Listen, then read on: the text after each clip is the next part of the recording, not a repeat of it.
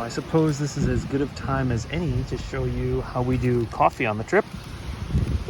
So every morning we have all of this stuff sitting outside of our tent, and I'll unzip it and basically light this.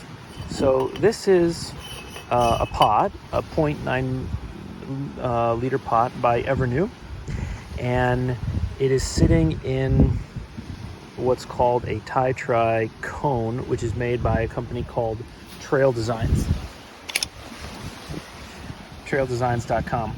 So they make the stove, in this case the Kojin. I couldn't show it to you. Well, I can show it to you down there. It's a tiny little thing. It's like a mini hockey puck. You fill it with alcohol, which you've maybe seen in one of my other videos. And yeah, then you light it. So this is very efficient. This is backpacking equipment. This is actually ultralight backpacking equipment. And that means that it's a little on the flimsy, delicate side for car camping. So you can't be quite as rough and tough with it compared to something like this, which is for total, car camping. You can drop that. You can drop that. These are both Stanley products. So like these things would never come on a backpacking trip. And this thing doesn't really belong in a car camping trip, but it's nice to have two stoves. So yeah, we boil the water in there.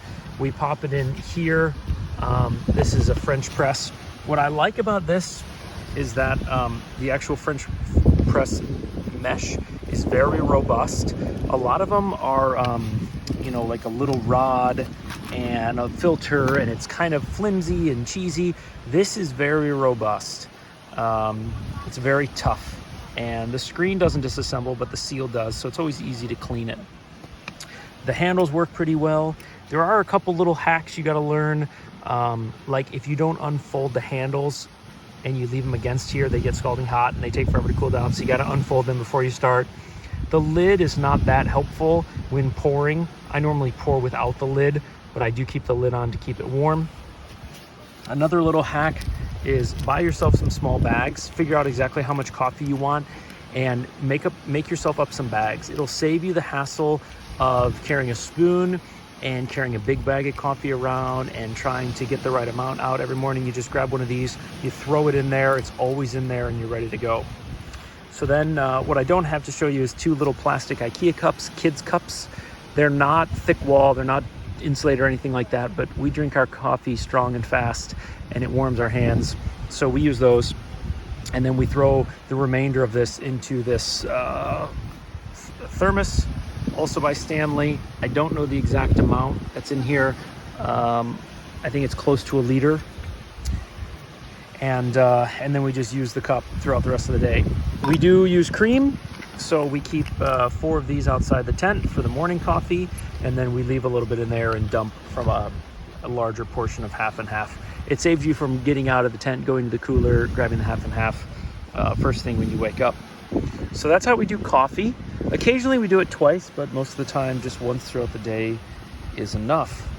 Last thing is, I would always encourage you to experiment with whatever gear you have. In this case, they say that the fill line is down here. You can fill it way higher than that. And so, regardless of what equipment you buy, there's a lot of techniques to go along with it to make it safe to use. Another simple example is like picking up this lid.